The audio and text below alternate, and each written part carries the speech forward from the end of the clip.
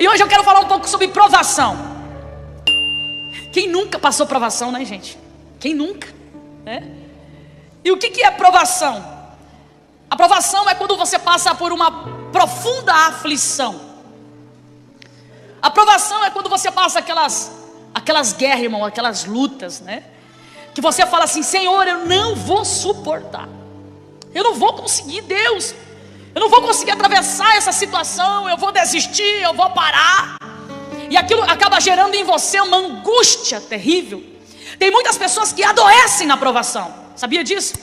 Tem muitas pessoas que, quando passam por provações, eles acabam ficando de cama, adoecendo. Tem pessoas que nas provações desencadeiam na saúde dele problema de diabetes, problema de pressão alta, justamente por não conseguir resolver as situações que eles estão passando.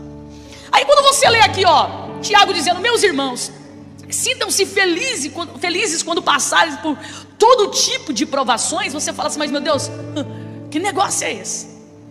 Como assim? Eu tenho que ficar feliz com as provações? Eu vou te explicar o porquê que você tem que ficar feliz com as provações. Porque as provações que nós passamos, ou seja, as profundas aflições que nós passamos, ela vem com um propósito, ela vem com um objetivo. E quando eu não consigo passar por essa provação que eu estou vivendo, é porque eu estou olhando só para a provação, só para a dificuldade. Eu não estou conseguindo ver ali um propósito de Deus em cima daquilo. Pastor, eu não entendi. Você prestou atenção no que a pastora Solange falou aqui no início do culto? Inclusive, pastora, foi tremenda a sua palavra. Eu fico feliz pelo crescimento das mulheres aqui da igreja. Você pode perceber que elas fazem um pouquinho de cada coisa. Elas dirigem o culto, elas trazem uma saudação. Isso tudo para desenvolver o talento delas. E a pastora Sol, ela falou bem assim que o pai daquela menina estava passando por uma provação. E qual era a provação que ela citou aqui? Alguém lembra da saudação?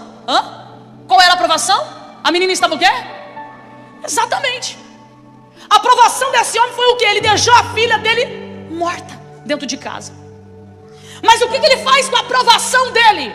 Com aquela angústia, com aquele tormento. Ele pega aquilo ali e ele corre atrás de alguém que poderia resolver a sua provação.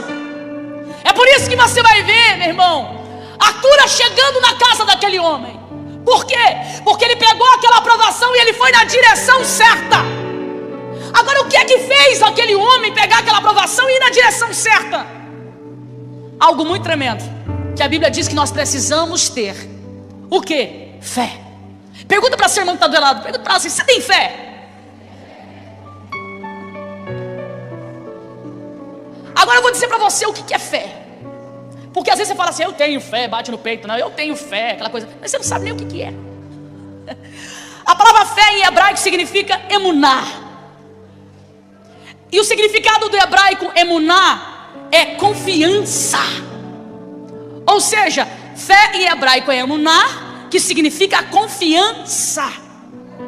O que me tira das provações que eu estou passando é a confiança em quem? Em Deus. Confiança em Deus. Mas confiar em Deus quando está tudo bem é fácil. O duro é confiar em Deus, meu irmão, quando você está na provação. E sabe qual que é a finalidade da provação? É justamente testar a sua confiança em Deus. Você fala que você confia em Deus, mas é no momento da dificuldade que vamos saber se realmente você confia em Deus. Você pode perceber, meu irmão, que essa geração que está vindo agora, elas não sabem o que é sofrimento. É por isso que essa geração de hoje, elas estão passando por provações, ou seja, profunda dor, uma profunda tristeza. E de que forma essa geração hoje está querendo lidar, missionária Luzia, com essas provações? Tirando a própria vida. De que forma que as pessoas dessa geração de hoje estão lidando com essas provações? Fugindo do problema. E deixa eu te dizer uma coisa, eu falava hoje isso na rádio.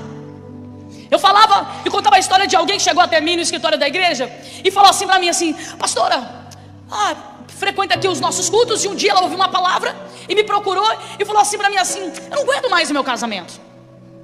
No primeiro casamento, Meu marido era alcoólatra e começou a dizer que ele bebia muito. E começou bebendo pouco, depois foi indo, foi bebendo muito.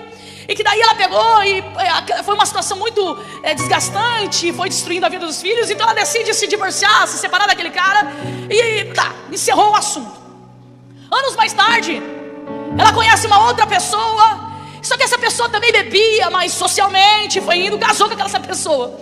Aí depois que casou, socialmente já não existiu mais. A pessoa chapava mesmo os cocos e era terrível. E ela dizia assim pra mim assim: pastor, eu não aguento mais isso. É a segunda vez que me acontece isso. Eu não tenho sorte no amor. Porque eu vou me separar de novo. E o que a senhora me diz? A pior parte fica pra gente, né, irmãos?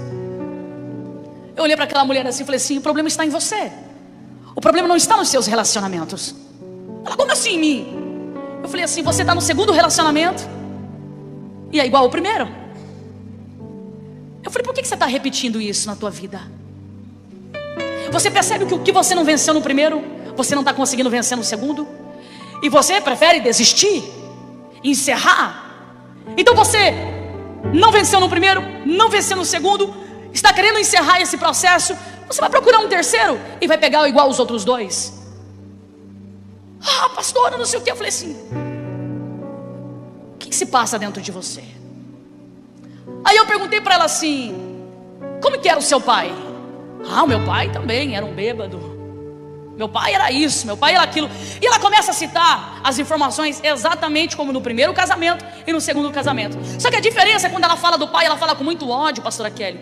Ela fala com muita ira. E ela dizia: o meu pai chegava bêbado dentro de casa, e quando ele não chegava, ninguém comia em casa. Então meu pai chegava meia-noite, 1h da manhã, e era esse horário que nós tínhamos que comer. Só que quando ele chegava, pastora, ele chegava alcoolizado, ele chegava agredindo minha mãe, pegava as comidas e jogava no chão. Então a gente era criança, a gente pegava a comida do chão para comer.